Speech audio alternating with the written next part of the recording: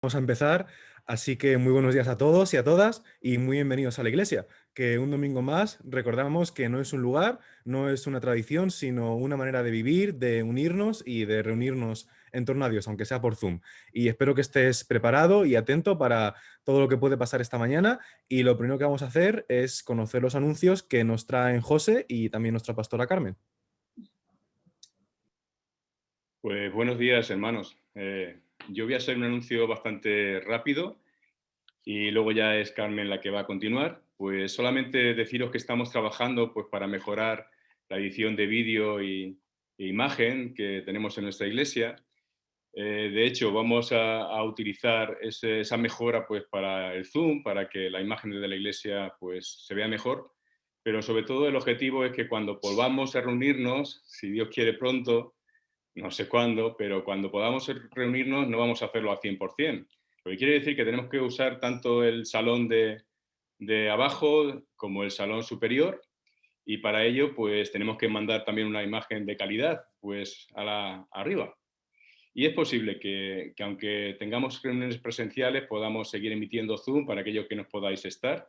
Entonces, a ver, una cosa, solamente es pediros. Muchos de vosotros tendréis cámaras, como yo tengo esta, súper chula, que grababa genial, pero que la tengo en el armario hace un montón de años y no la uso. Pues algunas de estas cámaras tienen una particularidad, y es que, voy a compartir una imagen, es que tienen un conector como este, HDMI. Bueno, pues si tenéis una cámara que no usáis, que tenéis en vuestro armario y que tiene un conector HDMI, que puede ser de esos tres tipos que veis, pues os pediría que si queréis donar a la iglesia será bienvenida.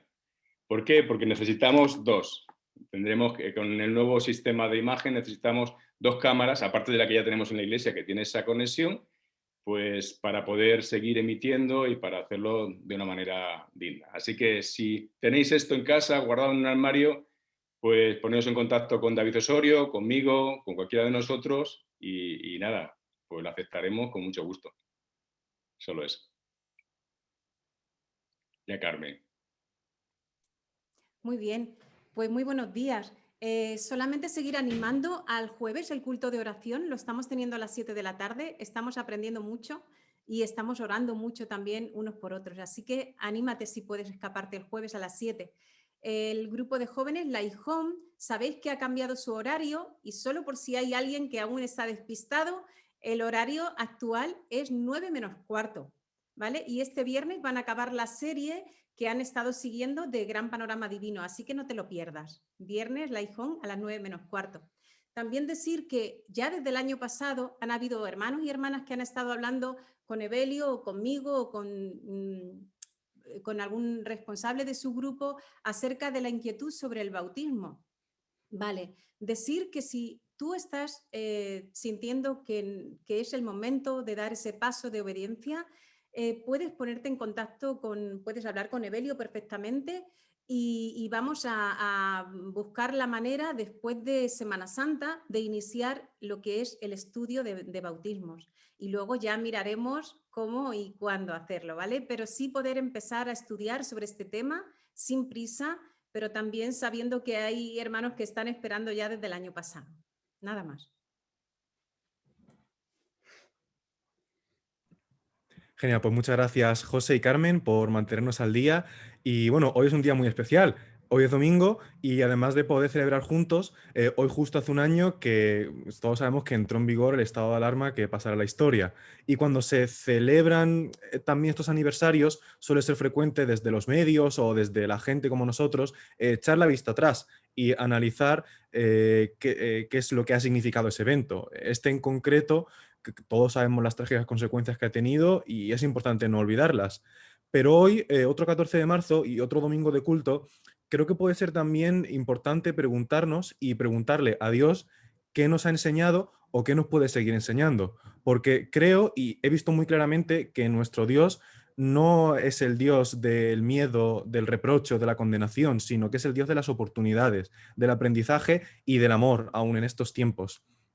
Entonces, analizando qué puede habernos enseñado Dios en este año, a pesar de todo, veo que, como podemos ver ahora, hemos pasado y estamos pasando mucho tiempo en casa, ¿no?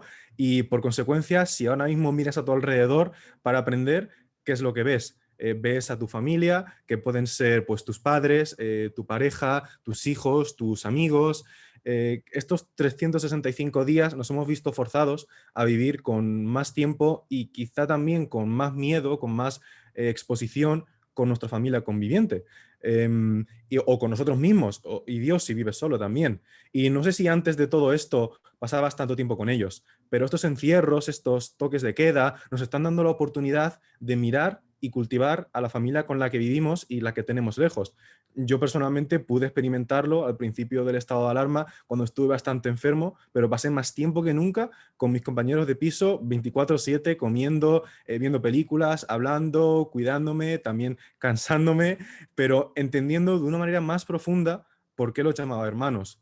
Y en esta mañana quiero invitarte a eso, a mirar estos pasados 365 días y a mirar a tu alrededor, ahora mismo que estás conectado por Zoom, mira a tu derecha, mira a tu izquierda y da gracias a Dios por esa familia que tienes. Y mira la bonita relación que Dios te ha regalado o que puede regalarte si le dejas. Y ahora quédate con ese sentimiento, con esa visión de familia que ojalá Dios te esté mostrando, y en lugar de mirar a tu lado en el sofá, mira las pantallas que tienes enfrente, porque también estás mirando a tu familia. Solo que en lugar de con la que convives, es la familia con la que sirves, con la que alabas, con la que compartes y puedes compartir de verdad dudas y alegrías, y con la que pues antes también compartíamos un local todos los domingos.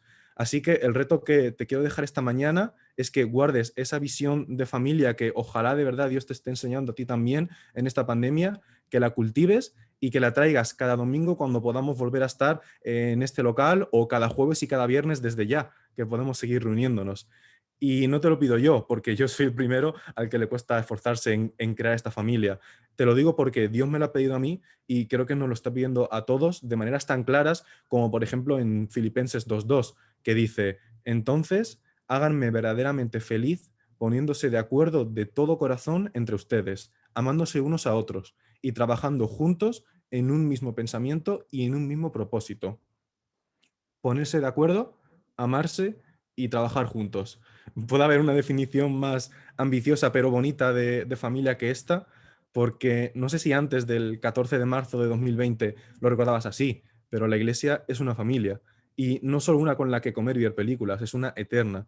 Y Dios nos hizo para estar en familia y nos programó para sentirnos más vivos cuando le servimos a Él, como nos recuerda en Romanos 12:5, que dice: de la misma manera nosotros, siendo muchos, formamos un solo cuerpo en Cristo, y en ese cuerpo cada uno es un miembro al servicio de los demás. Piensa en este versículo y mira al frente. Esta es tu familia, que no está unida por la sangre o por un estado de alarma, y hoy domingo ni siquiera por un local, sino por y para un propósito eterno, como es servir a Dios aquí y estar con Él para siempre allí. Algunos hemos necesitado un estado de alarma para implicarnos más con nuestra familia terrenal, así que mi pregunta sería: ¿qué vas a necesitar tú para implicarte más con tu familia espiritual y eterna?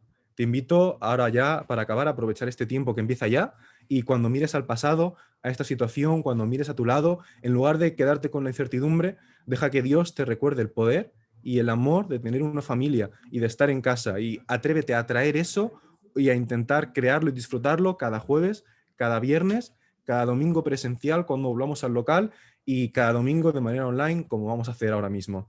Y para ello, como familia, pues vamos a hablar con nuestro Padre antes de comenzar a alabarle y a conocerle. Así que, Señor, pues muchas gracias, lo primero de todo, porque podemos llamarte Padre, porque nos estás recordando, Señor, lo que significa estar en familia, lo que echamos de menos, Señor, esa casa, ese hogar que tú nos regalabas cada domingo y que nos sigues regalando, Señor. Así que gracias porque estamos aquí, pero gracias sobre todo porque tú estás aquí, Señor, porque no entiendes de límites personales, físicos, ni sanitarios, ni nada, Señor. Así que te pedimos que tú bendigas este tiempo, que nos ayudes a redescubrir, Señor, el amor de la familia que tú nos regalas, y del sacrificio que tú nos recuerdas cada domingo, Señor. Muévete con poder en nuestras casas, en nuestras vidas, Señor, y también pues en el local de la iglesia cuando podamos tener, Señor, el privilegio de volver a reunirnos, Padre. Sorpréndenos como solo tú lo haces, Señor, y pues en este día, Señor, tan especial, Padre, pues recuérdanos que pase lo que pase, Señor, hoy lo que celebramos, Señor, es tu vida, tu resurrección y tu obra, Padre. En el nombre de Jesús, amén.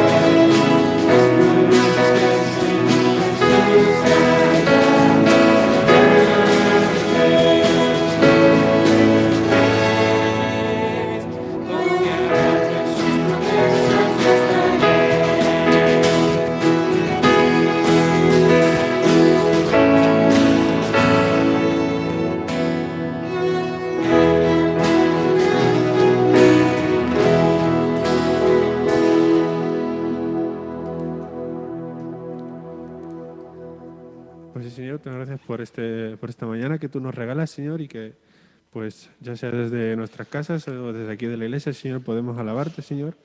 Te pido que tú bendigas el culto de hoy, Señor, y que, pues, todo lo que hagamos sea para darte a ti la gloria, Señor. En tu nombre, amén.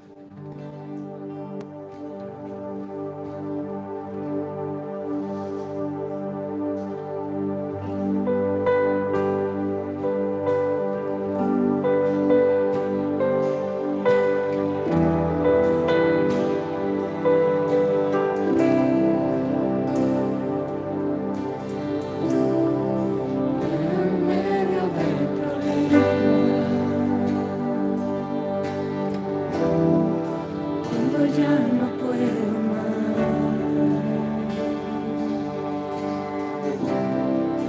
confiaré en tus promesas, suficiente me será.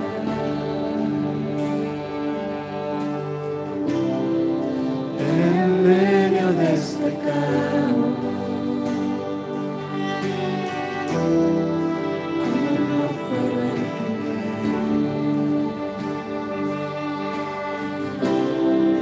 Buscaré en ti refugio y seguro estaré. Mi Salvador, por siempre no temeré. Estás conmigo, no fallarás, en ti confío, mi esperanza solo en ti.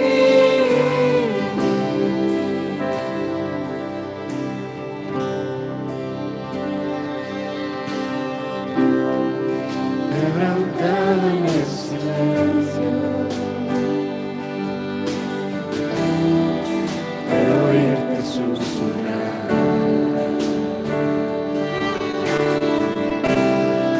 No estás solo en tus problemas, conmigo siempre voy a estar. Mi Salvador, por siempre no temeré. Estás conmigo, no fallarás, en ti confío, mi esperanza solo en ti.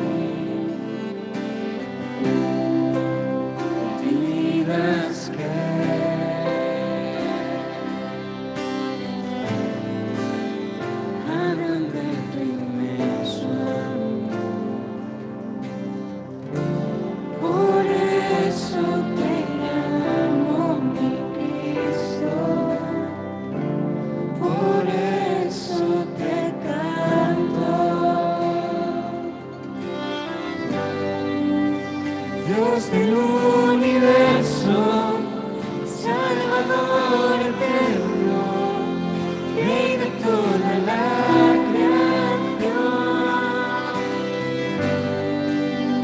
Redentor divino, Dios a ti me rindo, la gloria te doy. Santo Dios,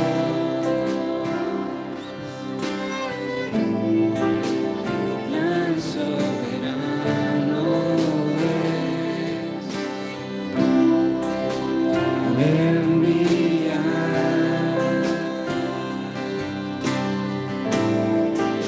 tu Hijo por la humanidad. Por eso te llamo mi Cristo, por eso te canto.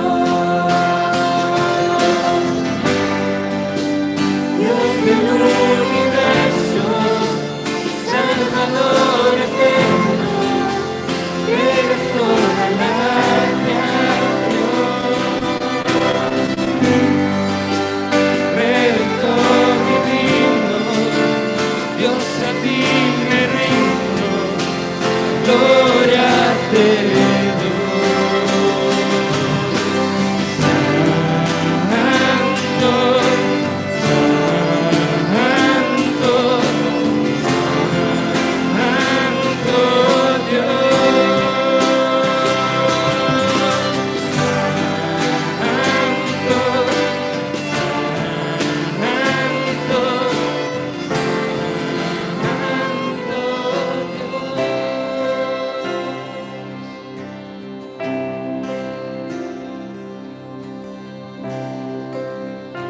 Hermanos que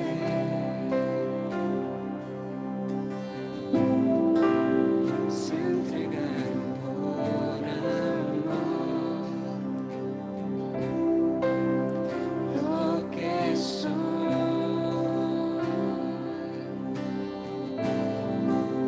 siempre te daré, Señor. Por eso te amo, mi Cristo, por eso te canto. Dios del universo, Salvador eterno, Rey de toda la creación, Redentor divino, Dios a ti me rindo, gloria te doy. Dios del universo, Salvador eterno, Rey de toda la creación, Redentor divino, Dios a ti me rindo, gloria te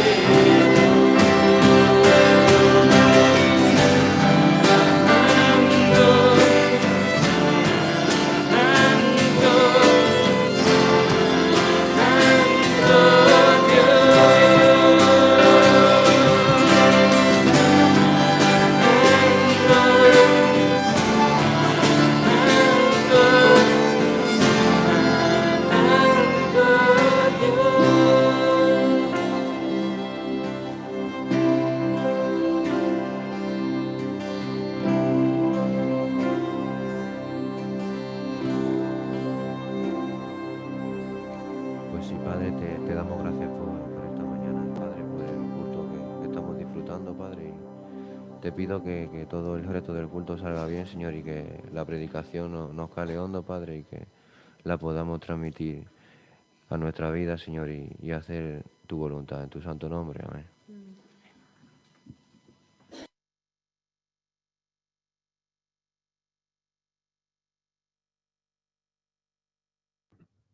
Pues muchas gracias a los músicos por ayudarnos a conectar con Dios y acabamos de cantar algo tan fuerte como que su plan es soberano. Así que, pues, para conocer un poco más de ese plan, vamos a ver qué nos tiene que decir en esta mañana a través de Jeremías 29, del 1 al 14. Con este texto vamos a ver la segunda parte del mensaje de la semana pasada, titulado Nuestro hogar presente, nuestro hogar permanente, que si te lo perdiste, puedes escucharlo en nuestro canal de YouTube o de iVoox, o te lo pasaremos también por audio de WhatsApp.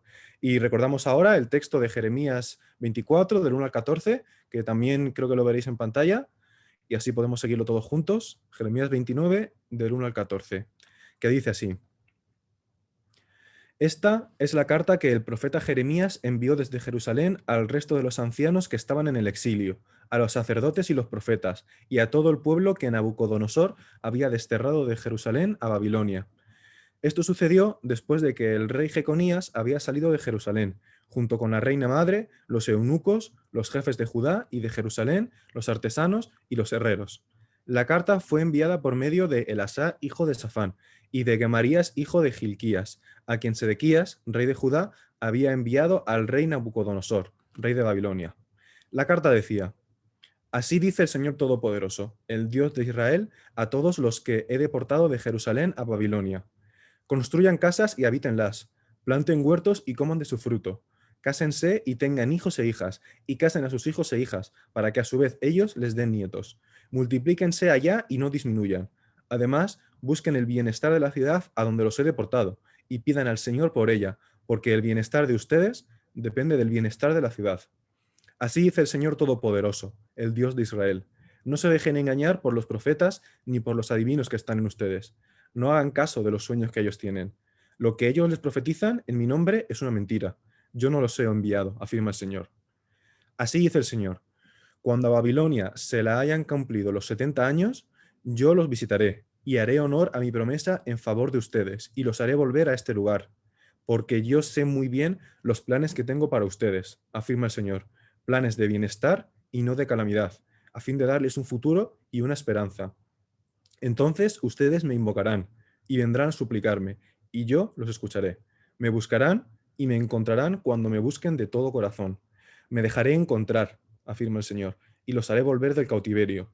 Yo los reuniré de todas las naciones y de todos los lugares a donde los haya dispersado, y los haré volver al lugar del cual los deporté, afirma el Señor.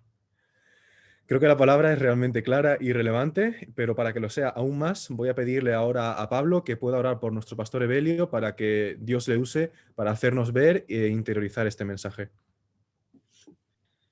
Gracias, Padre, por este día, gracias por la iglesia que tú nos has regalado, gracias por los dones de cada una de las personas que la forman y porque en ella te podemos ver a ti, Señor.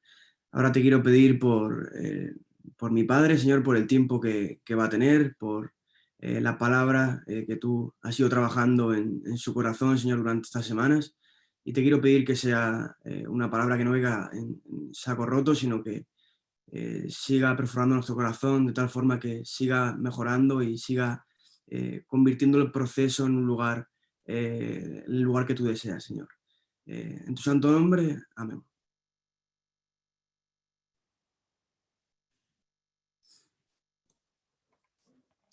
Pues amén.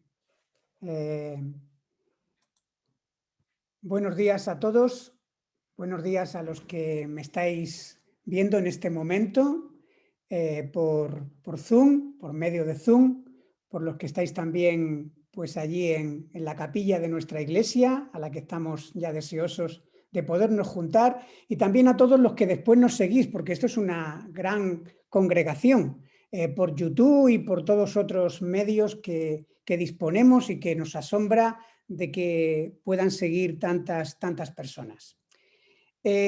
Os pido en esta mañana que atendáis la exposición bíblica, porque tengo mucho que decir, poco tiempo, y porque nos puede llevar esta exposición bíblica a una buena reflexión y a una discusión, creo que provechosa y también enriquecedora después en los grupos y también en nuestros devocionales personales.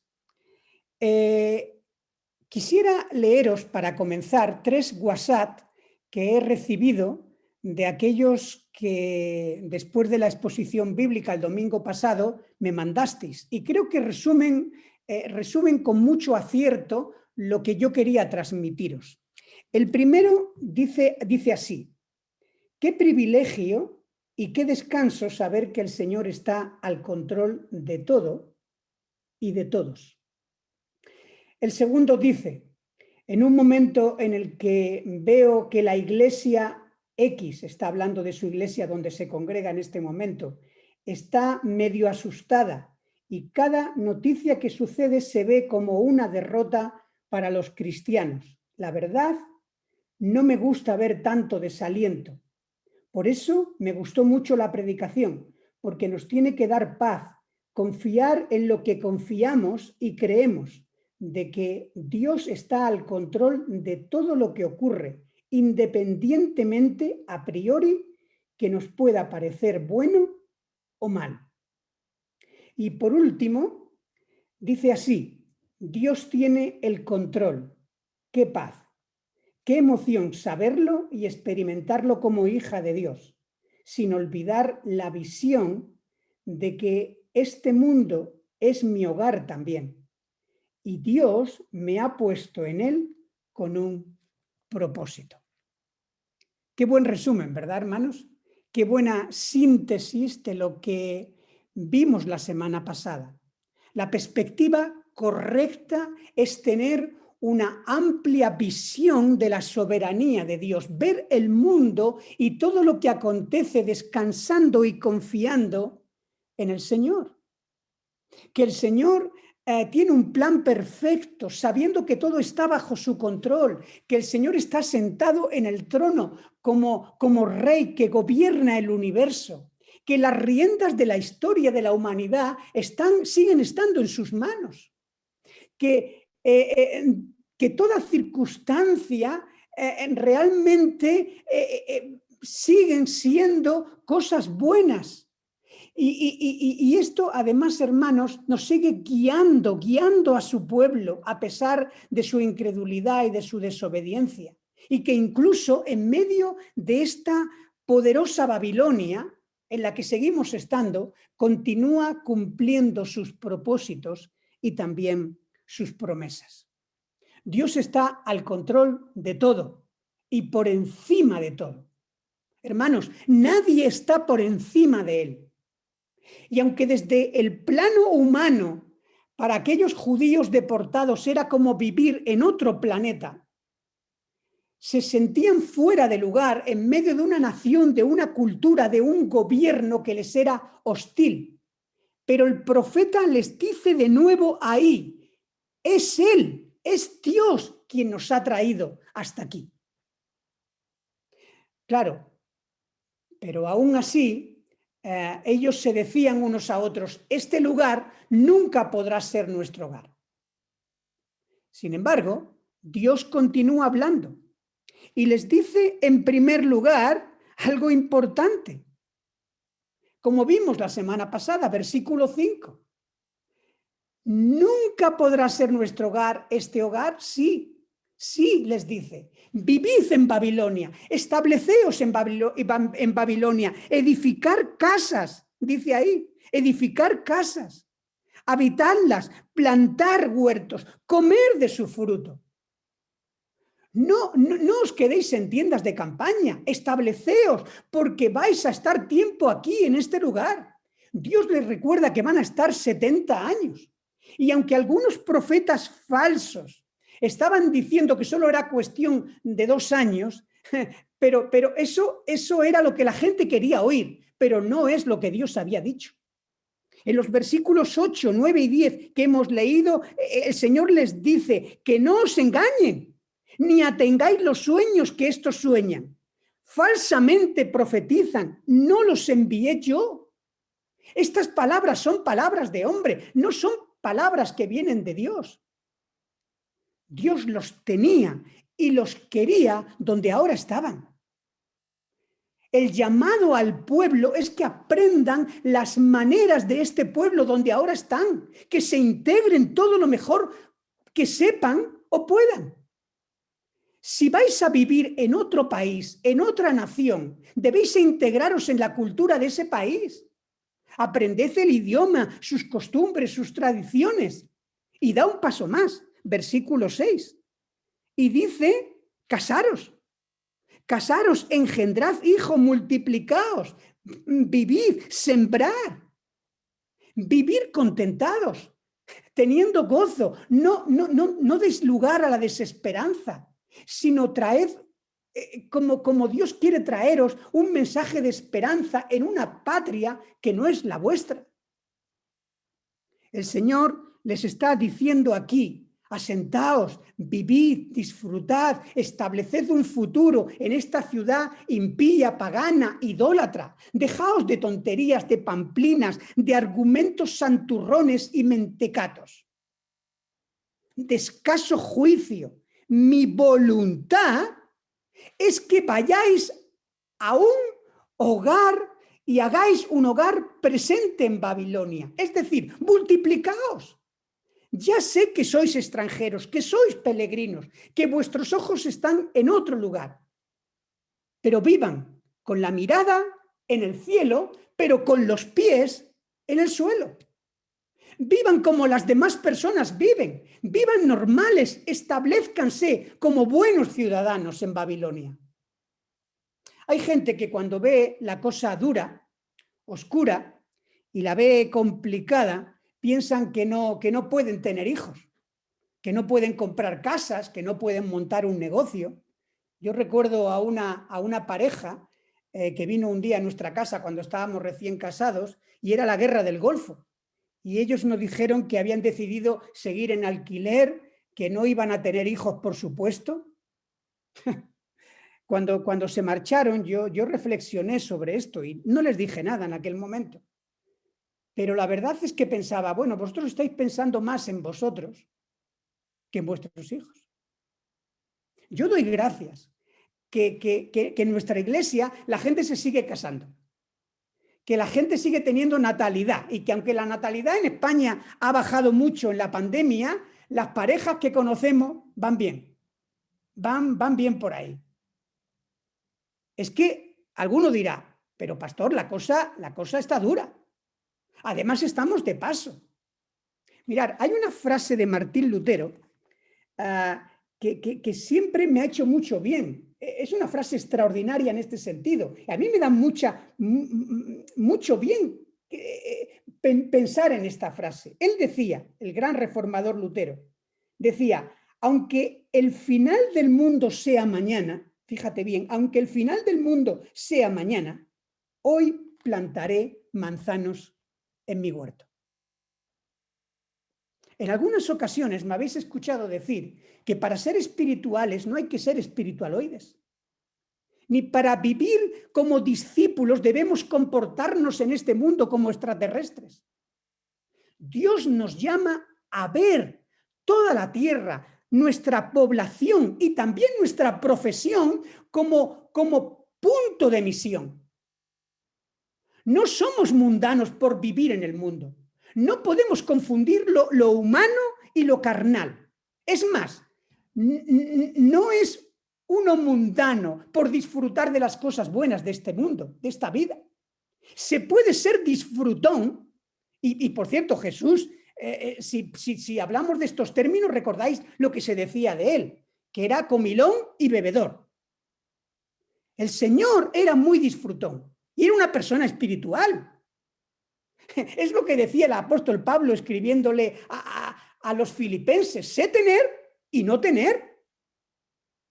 He aprendido a que cuando tengo abundancia, realmente la disfruto. En Primera de Timoteo, capítulo 6, versículo 17, Pablo le dice a este joven, Dios nos da abundantemente todas las cosas para que las disfrutemos. También le dice, no seas codicioso ni avaricioso, vive contentado. Vive contentado en el mundo en el que estás. Y no dejes que al final el dinero se convierta en un ídolo, porque el dinero es la raíz de todos los males. El amor al dinero, eso sí que es lo malo. No el dinero, sino el amor al dinero. El problema surge, hermanos, cuando nos olvidamos de nuestra verdadera identidad, de nuestra ciudadanía celestial, de las promesas futuras que el Señor nos ha dejado en su palabra, porque nos hemos centrado en el mundo presente, cuando sustituimos la diversión, el placer y a las personas por Dios y las convertimos en ídolos. Eso sí que está mal y atenta contra nuestro llamado como pueblo y con nuestra responsabilidad como discípulos. Vivamos, hermanos, como buenos ciudadanos en Babilonia, sin olvidar que somos ciudadanos del reino eterno. Este es nuestro hogar presente, pero no lo hagamos tampoco nuestro hogar permanente. Es lo que le dice el apóstol Pablo a los romanos allí en el capítulo 12. No os conforméis, no os amoldéis a este siglo, sino transformaos por medio de la renovación de vuestro entendimiento, para que podamos comprobar cuál es la buena voluntad de Dios, la agradable, la perfecta. La vida en esta tierra es una gran aventura que vives con la confianza y la fe de saber que lo que ocurre y lo que ocurrirá mañana, Dios lo tiene previsto. Y que es Dios el que me tiene aquí. Y que tiene propósitos que no alcanzo a ver, pero a los que me quiero someter. Que mi doble nacionalidad no me exime de mi responsabilidad. Hermano, ¿qué impacto, qué influencia podemos tener en nuestra sociedad si los creyentes no salen de sus casas, de sus locales, de sus templos, de nuestro gueto? Si no nos relacionamos con nuestros conciudadanos, con nuestros vecinos, con nuestros familiares y amigos. Si tenemos un síndrome de monasterio, o como se dice ahora, tenemos ese síndrome de caverna. Si la sal no sale del salero, ¿para qué? ¿Para qué sirve? No hace su función, tiene que salir del salero. Y Jesús utiliza, como veíamos la semana pasada, estas metáforas de sal y luz para hablar del impacto visible que sus discípulos debemos tener en la sociedad en la que vivimos. Jesús expresa su anhelo, su deseo, como seguidores suyos, que tengamos un impacto notorio en el mundo en el que estamos. Recordar, como los buenos equipos, como los buenos equipos deportivos, buena defensa y buena delantera. Con la sal detenemos, hacemos más lento el avance del mal en el mundo, y la luz es nuestro compromiso ofensivo para que el bien avance, se extienda, de alguna manera seamos de influencia en la sociedad, sabiendo que la luz hace desaparecer las tinieblas y la oscuridad. Y a mayor oscuridad, mayor se tiene que ver la luz. John Stott decía hace algunos años: como cristianos solemos lamentar la decadencia de las normas del mundo con un aire de consternación farisaica. Criticamos la violencia, la deshonestidad, la inmoralidad, la codicia materialista y la falta de respeto por la vida. Y esto está muy bien. Pero a veces caemos en esa derrota y sobre todo en ese negativismo que dice el mundo se está desmoronando. Y lo decimos encogiéndonos de hombros. ¿Y quién tiene la culpa de esto? Si la casa está a oscuras, cuando cae la noche, no tiene sentido culpar a la casa, ni maldecirla. Eso es lo que sucede cuando baja el sol. La pregunta que debe hacerse es: ¿dónde está la luz? Si la carne se echa a perder y se vuelve incorruptible, no tiene sentido culpar a la carne. Pues eso es lo que sucede cuando dejamos que las bacterias se reproduzcan. La pregunta que debemos hacernos es: ¿dónde está la sal? Debemos servir como sal y como luz a nuestra propia generación, de acuerdo a la voluntad de Dios. La visión y la misión de Dios desde siempre para el pueblo escogido ha sido esta: ser luz para las demás naciones. Pero ¿sabéis una cosa? A veces Israel nos pasa como a nosotros también, como le pasaba a Israel a la iglesia. Israel se quedó solo con la primera parte. Seréis benditos, seréis bendecidos. Eso nos encanta. Pero olvidamos la segunda parte. Seremos benditos para bendecir a otros.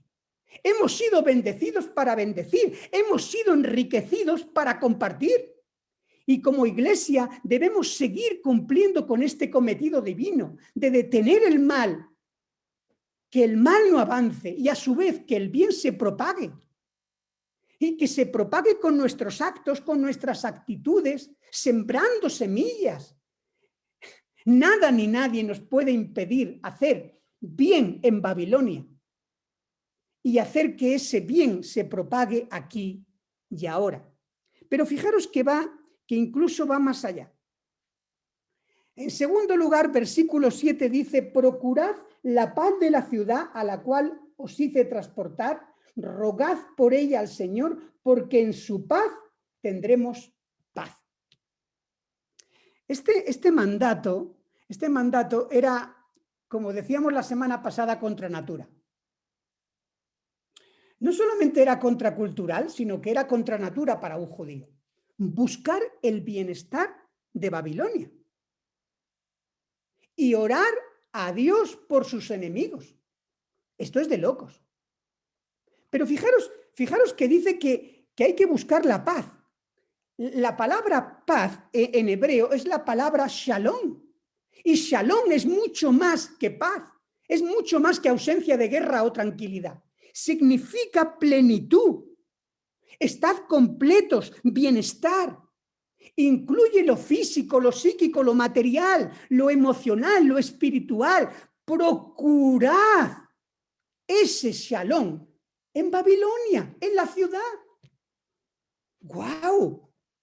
Dios no les dice: busquen la bendición y la prosperidad de la comunidad judía en Babilonia, no, sino busquen esa plenitud, ese shalom en la ciudad que representa la maldad, el paganismo por los cuatro costados.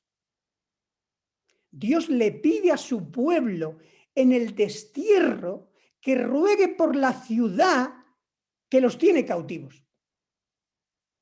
Dios no solo busca de nosotros una moral cívica, social, para ayudar a la ciudad. Él pide más, pide una dimensión espiritual como pueblo suyo. Una dimensión espiritual que implica rogar al Señor por ella. Se pide no solo que oremos, sino que roguemos, que clamemos, que supliquemos a favor de la ciudad. Y yo me pregunto, ¿estamos haciendo de nuestra ciudad en la que el Señor nos ha puesto un mejor lugar?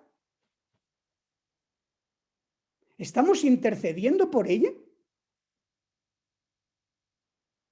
No te aísles, no te resistas, no te escondas, no pongas excusas. Más bien involúcrate en el bienestar de esa ciudad. Interactúen de tal modo que puedan ver las necesidades de este pueblo y podáis proveer para ella. Porque ser de bendición nos va a traer bendición. Porque en su paz, dice ahí, en su shalom, tendréis vosotros bienestar. Tendréis vosotros paz. Qué asco de ciudad. Qué triste cuando escucho decir esto en Puerto Llano o fuera de Puerto Llano a otra gente. Qué asco de ciudad. No me gusta vivir aquí. Este pueblo está muerto. ¿Y tú como cristiano qué haces para revivirlo? ¿Estás buscando ese shalom? Este es nuestro hogar presente y debemos relacionarnos con las personas que están a nuestro alrededor y serles de bendición con nuestros dones, con nuestros talentos, con nuestro servicio, con nuestras manos, con nuestros pies. No solo hacer, el Señor no solamente nos pide no hacer nada malo, sino buscar el bien. ¿Qué bien hago por mi ciudad? El siervo que nos sirve, ¿te acuerdas? El siervo que nos sirve Para nada sirve. Trabaja, coopera, ayuda por la prosperidad de tu ciudad, por el bien del mundo. Dios quiere el bienestar del lugar donde vivimos, que podamos trabajar por la ciudad en la que estamos, que oremos, que roguemos a Dios por ese lugar. Para ellos significaba orar por sus enemigos y esto es muy fuerte, hermanos. Esto es muy difícil, es un camino absolutamente durísimo, pero el Señor no quería que la amargura arraigara en el corazón de su pueblo en el tiempo de cautiverio, como no quiere Dios que arraiguen la amargura en nuestro corazón. Y a veces veo a algunos creyentes que caramba, en vez de estar contentados, yo creo que están amargados y que además van derramando vinagre. Había una niña que oraba diciendo lo siguiente, que una vez oró y dijo lo siguiente: Señor, haz que la gente mala se vuelva buena y la gente buena se vuelva agradable. No implacable. Hermanos, no estamos aquí para mandar juicio, ni mandar fuego del cielo. No podemos ser implacables ni siquiera con el pecado. Tenemos que tener misericordia y gracia, hermanos. Impecables sí. Nosotros, impecables, que significa literalmente sin pecado, pero no implacables. El ministerio de la oración intercesora es fundamental para amar y cumplir con nuestra misión como pueblo de Dios. Orar por nuestra ciudad, por nuestra provincia. Qué bueno es cuando nos reunimos los jueves para orar como iglesia. Debería de ser el culto más importante, porque es el culto que nos hace menos egoístas. Orar por los gobernantes. Orar por el shalom de nuestra sociedad, que está cada día más alejada de Dios. Orar por los enemigos del Evangelio. Yo creo que eso es ayudar a transformar nuestra sociedad. Orar por la paz de nuestras familias, de nuestras congregaciones. Orar por la paz social de nuestra nación. Las iglesias han estado orando por la paz, por el fin de la violencia en diferentes contextos. Por el fin de ETA. Nuestros hermanos en el País Vasco han orado por esto, como nuestros hermanos en Irlanda del Norte, como en Colombia. Orar por lograr una paz duradera con los mayores niveles de justicia, que ya sabremos que no serán niveles como los que alcanzaremos un día en el cielo, pero que tenemos que orar por la paz, orar por Nigeria, orar por tantos países que están siendo perseguidos, por Corea del Norte. Todos los expertos están de acuerdo, hermanos, que Sudáfrica, en Sudáfrica el papel que desempeñó la Iglesia fue fundamental para el fin del conflicto. El apartheid se derrotó cuando hubo perdón y reconciliación entre ellos. Y eso solo pudo hacerlo el Evangelio, cerrando heridas, trabajando, siendo instrumentos de paz, no alimentando la crispación, el conflicto, sino sembrando amor, gozo y paz. Debemos seguir acompañando con nuestra oración intercesora a nuestra ciudad, a nuestro país, para cumplir con la tarea de ser sal y luz en este mundo. El Evangelio, hermanos, ha sido siempre el factor transformador del mundo. Su influencia, las raíces cristianas en la sociedad son extraordinarias en Europa, en Occidente. ¿De dónde vino el fin de la esclavitud? ¿Cuándo fue el fin de la esclavitud que comenzó en Europa y terminó en otros países?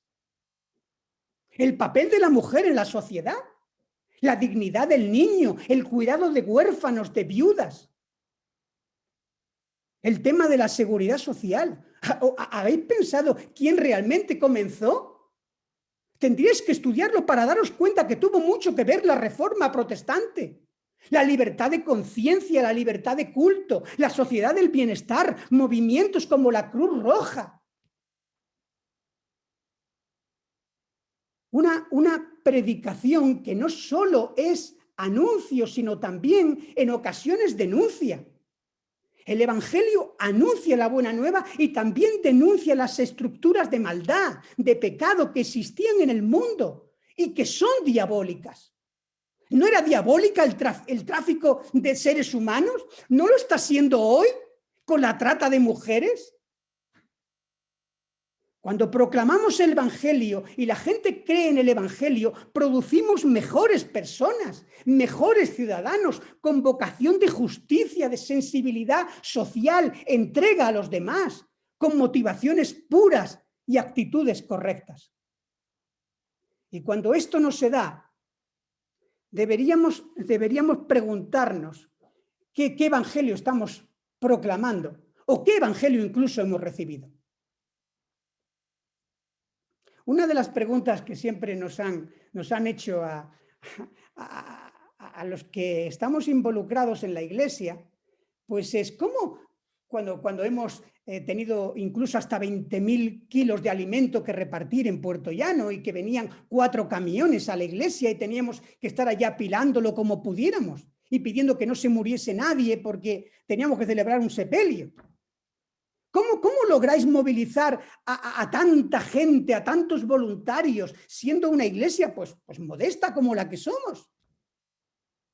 Porque el voluntario que sirve al Señor, hermanos, no lo hace por dinero.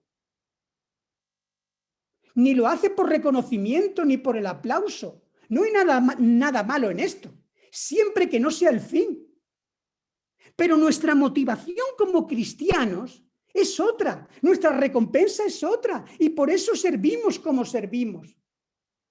¿Se puede vivir en Babilonia con integridad y con testimonio? Sí, claro que sí. Y también se puede vivir apartado del mundo con un corazón corrupto y orgulloso. Nunca el plan de Dios fue apartarse del mundo, sino vivir en el mundo para alcanzar al mundo, aunque sus costumbres sean contrarias y alejadas de la voluntad de Dios. Pero quizás alguno pueda estar ya pensando, pero a ver, Evelio, esto es mezclarse, ¿no? No. Pero esto es peligroso, entraña peligros. Claro. Vivir en esta tierra es peligroso. Y vivir como cristianos en este mundo es muy peligroso. Hace unas semanas, cuando estaba con los responsables de jóvenes, con el grupo de staff del iHome, y estábamos hablando, que nos juntamos de vez en cuando, estábamos leyendo un libro que teníamos de un pastor que se llama David Platt, si no recuerdo mal, y él decía una cosa que a todos nos impresionó, y es que Jesús, que recordemos es el buen pastor, ¿vale? Jesús es el buen pastor.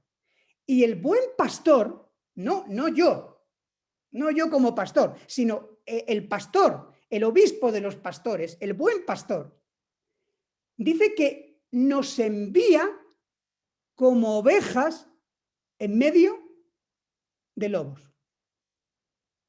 Yo pensaba que el pastor nos libraba de los lobos, nos defendía de los lobos. Sí, pero también nos envía como ovejas en medio de lobos. Y esto, hermanos, es peligroso, es peligrosísimo.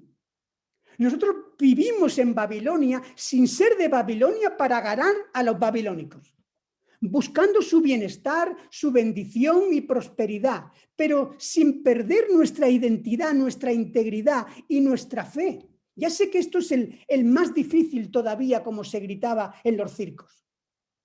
Y la pregunta es, ¿se puede vivir así siendo exiliado, peregrino, extranjero? ¿Se puede vivir así en Babilonia con influencia y con integridad? ¿De verdad que este camino se puede seguir en un mundo tan apartado de Dios como el nuestro? ¿Habéis leído la tarea que os puse la semana pasada? ¿Habéis leído Daniel? ¿Habéis leído el ejemplo de Daniel y sus amigos allí en Babilonia? No tenemos tiempo. Lástima que no tenemos tiempo, pero cuando estemos de nuevo en la iglesia, sí que me gustaría hacer una serie de sermones expositivos, de exposiciones expositivas acerca de Daniel. Porque Daniel es el ejemplo claro de que lo que estamos diciendo es posible. Daniel fue deportado allí, en la primera cautividad, y permaneció en esa ciudad 70 años, toda una vida. ¿Y cómo se comportó Daniel y sus amigos allí en Babilonia? Bueno, Daniel es un testimonio fiel de influencia y de impacto visible. Me vais a permitir unos minutos, ¿vale? Voy a robar unos minutos más, pero me parece importante acabar con esto. Mirad, Daniel y sus amigos tenían entre 15 y 17 años cuando llegan de Jerusalén a Babilonia. Los babilónicos eran mucho más inteligentes que los asirios y buscaban gente joven y bien preparada, bien cualificada de las naciones conquistadas para ponerlos en lugares. Pero para ello había que cambiarles el chip, la mentalidad, su mentalidad, que pensaran como babilónicos. Así que los introducían en el palacio, eso es lo que nos dice que hicieron con Daniel y con sus amigos, los introducen en el palacio para impresionarles con la opulencia, la grandiosidad de aquel lugar. Esto deja a todos boquiabiertos y a todos los estudiantes que ejercían un poder de atracción muy fuerte sobre ellos. Pero además, con Daniel y sus amigos hicieron 3 cosas más. Muy rápidamente las voy a decir. En primer lugar, fueron reeducados en la cultura y en la lengua caldea. Aprendieron literatura, sí, matemáticas, astronomía y ciencia primitiva. Pero también aprendieron religión politeísta con muchos dioses e ídolos. Christopher Wright, en su libro Probados por el fuego, nos dice lo siguiente: la educación babilónica estaba repleta de magia, de prácticas ocultistas, y era especialmente rica en astrología, en todas aquellas supersticiones que acompañaban a la pseudociencia antigua. Desde el punto de vista monoteísta judío, esto era ofensivo y blasfemo. Sin embargo, estos adolescentes judíos no solo se aplicaron en estas cosas, sino que destacaron, es decir, sacaron las mejores notas de la clase. Ahí tenéis Daniel capítulo 1, los versículos 17 al 20, para comprobar esto. Hay gente que se hubiera sublevado, creyentes que se hubieran sublevado contra esto y hubieran formado un movimiento llamado Babilonia, con mis hijos no te metas, o Nabucodonosor, con mis hijos no te metas. Y respeto mucho este punto de vista porque muchos, incluso hermanos, actúan en consecuencia. Pero no consigo estar de acuerdo en el fondo con eso. Porque personalmente sabéis que cuando me habéis hablado de una educación, sacar a nuestros hijos de nuestros colegios, cosas así que hacen algunas personas en otros países, personalmente creo que es mejor preparar a nuestros hijos para ser sal y luz en nuestro mundo secular. No me quiero detener mucho en esto. En segundo lugar, se formaron para hacer carrera política. ¿Quién? Daniel y sus amigos. Pero la política es del diablo. Un creyente no debe inmiscuirse en el mundo ambiguo de verdades a medias, de corrupción. Mira, la Biblia no sostiene este síndrome del abandono de la política. Es más, Daniel y sus amigos estaban dispuestos a considerar el gobierno babilónico como un servicio para Dios, para su Dios. Siguiendo el ejemplo, lógicamente, de José en Egipto, que llegó a ser, nunca lo olvidemos, primer ministro. Por cierto, primer ministro, que significa primero en servir. Ahí sí se viera así la política, ¿verdad? Pero el ejemplo de Abdías, ocupando un alto puesto durante el reinado de Acab y de Jezabel, en un reino idólatra y de maldad. Yo doy gracias a Dios por todos los políticos cristianos que han pagado un alto precio en la historia para estar ahí y que lo están pagando ahora, pero que han cambiado leyes, que han transformado sociedades y pueblos, que no se escondieron, sino que cumplieron con su responsabilidad, con fidelidad, lealtad y honestidad.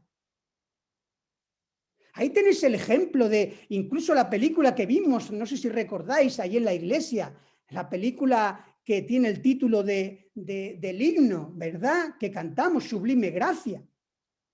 William Wilberforce fue perseverante para la abolición de la trata de esclavos. Y durante 18 largos años presentó periódicamente mociones antiesclavitud en el Parlamento británico, hasta que al final logró que eso se pudiese abolir, esa forma que solamente honraba al diablo. Es curioso porque leía hace poco que su hijo, creo que es su tercer hijo, que se llamaba, sí, Samuel Wilberforce, fue después pastor y fue un pastor muy notable en la ciudad de Oxford. Pero ¿quién sirvió al Señor? ¿Lo sirvió más su hijo siendo pastor o él siendo político? ¿Quién recibirá el bien hecho de Dios? Quizás los dos, pero desde luego William Wilberforce, desde luego que lo recibirá. Políticos en Europa. Mirad, la misma presidenta Angela Merkel nunca ha negado sus raíces, su influencia protestante. Hace algunos años era muy denostada. Pero ¿recordáis su postura de acogida de refugiados que le ha costado muchísimos votos a su partido? Y que ella mantuvo el pulso porque ella dijo literalmente que no se podía, ella no podía traicionar a su propia conciencia. Yo soy pro vida. Es decir, yo creo y defiendo la postura de los que todavía no han nacido, porque eso es lo que me llama la Biblia a hacer, defender a aquellos que no pueden defenderse. Pero también soy pro vida para los ya nacidos. Mirad, hermanos, a veces tenemos un discurso muy teórico y está muy bien, pero debemos ser más proactivos. ¿Acogeríamos en nuestras casas a refugiados? ¿A mujeres embarazadas para que no aborten? ¿Sabéis que hay lugares en el mundo? Muchas veces se ven simplemente a esa gente rara que aparece en la televisión y que les encanta poner esto en televisión para ridiculizar muchas veces a los evangélicos. Pero ¿sabéis que hay cristianos y un fuerte movimiento en Estados Unidos de acoger a embarazadas para que no aborten? ¿Ayudarles en ese proceso? La Iglesia debe ser alternativa en un mundo injusto, insolidario y muy cruel con los débiles. Debemos defender y dar voz a aquellos que no tienen voz, como dice la Biblia. Yo oro para que Dios levante Danieles en Babilonia. En tercer lugar, ellos también estuvieron dispuestos a que les cambiaran el nombre. El cambio de nombre para un judío era como el DNI. Denota su identidad étnica y religiosa. Además, los nuevos nombres que le pusieron eran nombres de dioses paganos caldeos. Esto era un insulto a su dignidad, pero ellos aceptaron también esto. Era un grado de aceptación peligroso, pero Daniel y sus amigos aceptaron todo eso, no se opusieron al cambio de nombre, de cultura, de educación, pero no cambiaron hasta el punto de babilonizarse, de contaminarse y de perder su función y su fundamento, como diría Arguiñano, de su fe. Rápidamente, permitirme permitidme por favor 5 minutos más. Es que tengo que acabar con esto. Pero permitirme 5 minutos más. Y me encantaría que después tuviésemos los grupos pequeños para que pudiésemos hablar de esto. Mirad, muy rápidamente, vamos a repasar rápidamente el libro para que los que no lo han leído y los que lo puedan volver a leer, que recuerden esto. La primera prueba la tenemos en el capítulo 1 de Daniel, versículo 8. Dice que Daniel propuso en su corazón no contaminarse con la comida y con la bebida del rey. Aquí Daniel trazó una línea, una raya roja que no se podía traspasar. Aceptó el cambio de nombre, la cultura babilónica, su idioma, su formación académica, pero no su comida. A Daniel no le impresionó el palacio real, el ambiente de pomposidad, los manjares que allí se servían, el mejor vino que había en todo el imperio. Daniel y sus amigos tenían reglas dietéticas y no consideraron oportuno traspasar porque vieron que eso sería contaminarles de tal modo que perdieran su capacidad, su sensibilidad de discernimiento y que bajaran la guardia tanto que no pudieran, que no hubieran podido resistir ese proceso de babilonización, de secularización, ese proceso donde se pierde la identidad, la singularidad como individuos y como pueblo. Daniel no se conformó, sino que se transformó y renovó su mente. La segunda prueba, capítulo 3. Daniel ya es mayor, goza del favor del rey, es gobernador de la provincia y sus amigos eran administradores. Estos amigos, ya sabéis sus nombres, eran Sadrad, Mesad y Abednego. Pero no dijeron, ahora que estamos en un puesto relevante, vamos a forrarnos. Ni tampoco vamos a intentar estrangular el comercio, quebrar la economía de Babilonia y así podemos volvernos antes a nuestra nación. No. Ellos eran fieles administradores de los tesoros de los paganos. Y en un momento determinado, el rey se le ocurrió la brillante idea de hacer una estatua para unificar mucho más al imperio. Y cada vez que sonaba la música, todo el mundo se postraba y adoraba esa figura que representaba a Nabucodonosor, reconociendo al rey atributos divinos. Hasta la fecha, estos jóvenes pasaban desapercibidos y solamente destacaban por su buen trabajo. ¿Pero qué pasó? Que ya sabéis que algunos envidiosos de su tiempo querían sus puestos y su reconocimiento, así que cuando sonaba la música y ellos desaparecieron o no se inclinaban, los denunciaron al rey. Pero ya conocéis la historia. Ellos fueron llevados al horno de fuego que fue calentado al máximo de potencia, pero dice el versículo 17 y 18 de capítulo 3, he aquí, cuando van a ser metidos en el horno de fuego, he aquí nuestro Dios, a quienes servimos, puede librarnos del horno de fuego ardiendo, y de tu mano, oh rey, nos librará. Y si no, aunque muramos mañana o ahora, dentro de un momento quemados, que sepas, oh rey, que no serviremos a tus dioses, ni tampoco adoraremos el estatus o la estatua que tú has levantado. Tercera prueba y última, capítulo 6 de Daniel. Daniel es viejo, ha pasado ya varios reyes, varios emperadores y ahora está Darío de gobernador. Darío de los medopersas. Y tenía, como dice el texto, 120 gobernadores.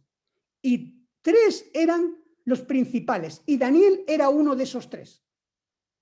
Y nos dice la narración que el espíritu de Daniel era tan extraordinario que Darío quería ponerlo sobre todos ellos.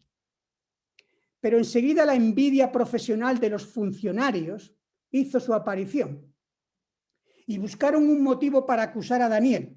Y como no encontraban nada, qué integridad, hermanos, qué integridad, ni un atisbo de corrupción, porque él era fiel al desempeño de sus funciones.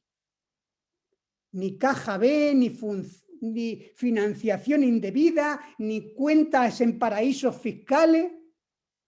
Ojo, ojo, Daniel era fiel a Darío, a un imperio corrupto. Todos robaban, todos se forraban en sus puestos, todos tenían licencia para una mordida, pero Daniel era fiel y fiable. Y como no encontraron nada, pensaron, seguro que encontramos algo que esté relacionado con su Dios y su religión. Así que se inventaron un nuevo edicto, una estratagema, un decreto real donde nadie podía orar, adorar a otro Dios que no fuese el rey Darío.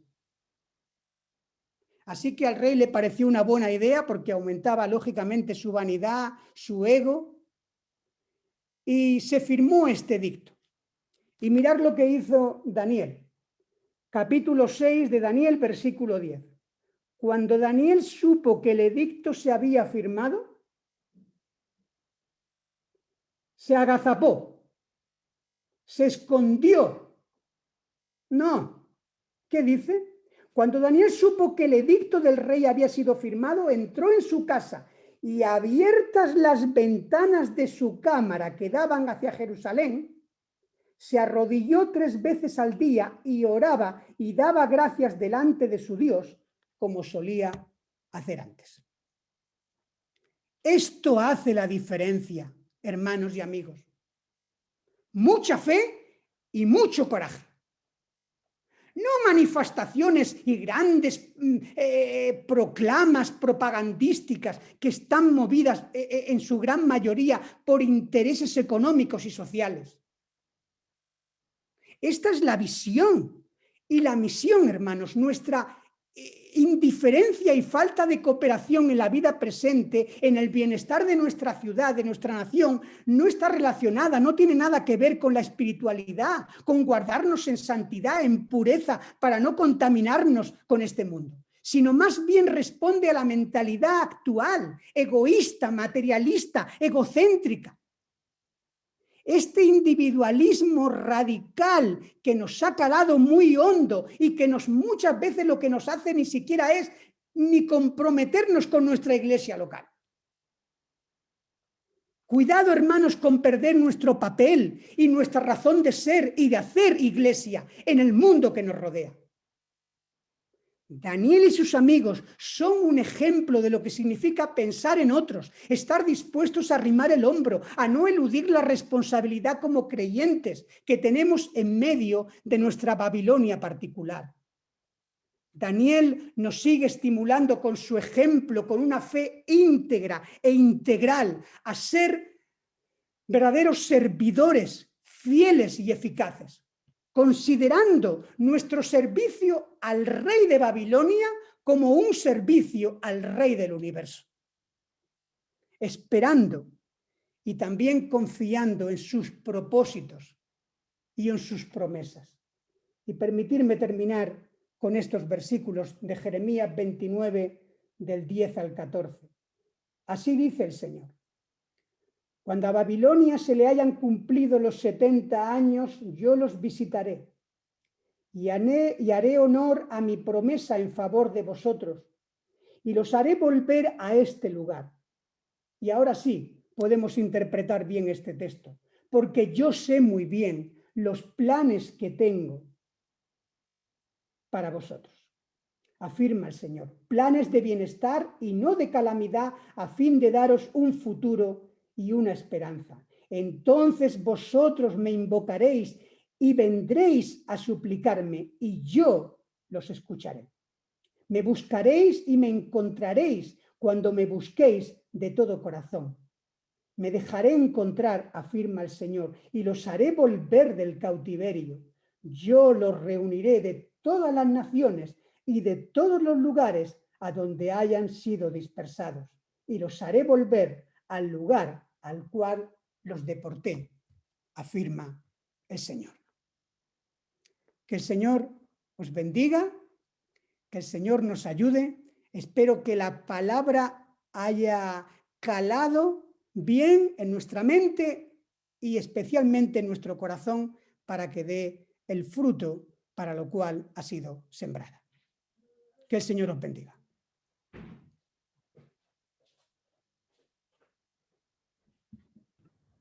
Pues muchas gracias, Evelio, por esta visión tan revolucionaria de lo que significa ser pueblo de Dios. Y ahora, hermano y hermana, si quieres comprometerte con este desafío para tu día a día, pues tienes la oportunidad de declararlo con este último cántico que dice eso, somos el pueblo de Dios. Y después, Jesse y Nelson orarán y al final tendremos una de las partes más especiales de nuestro culto, como son los grupos pequeños.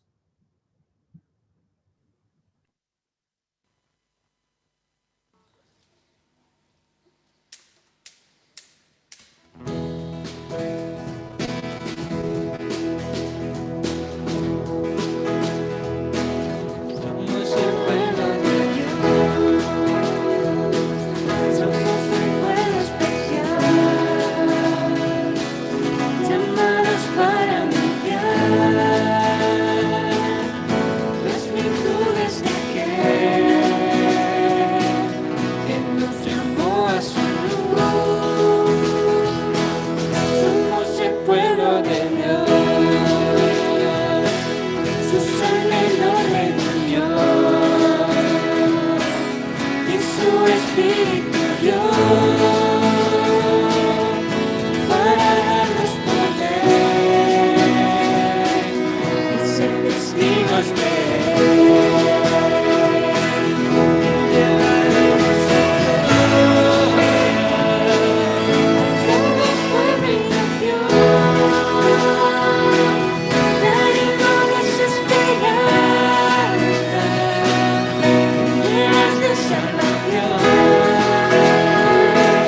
y su amor nos impulsa, nos podemos callar, anunciaremos al mundo de su amor y verdad. Somos el pueblo de Dios, somos un pueblo especial, llamados para anunciar las virtudes de aquel que nos llamó a su luz. Somos el pueblo de Dios, su sangre nos redimió y su espíritu dio para darnos poder y ser testigos de él. Y llevaremos su gloria a cada pueblo y nación, trayéndoles esperanza y llenas de salvación. Y su amor nos impulsa, nos podemos callar, anunciaremos al mundo de su amor y verdad.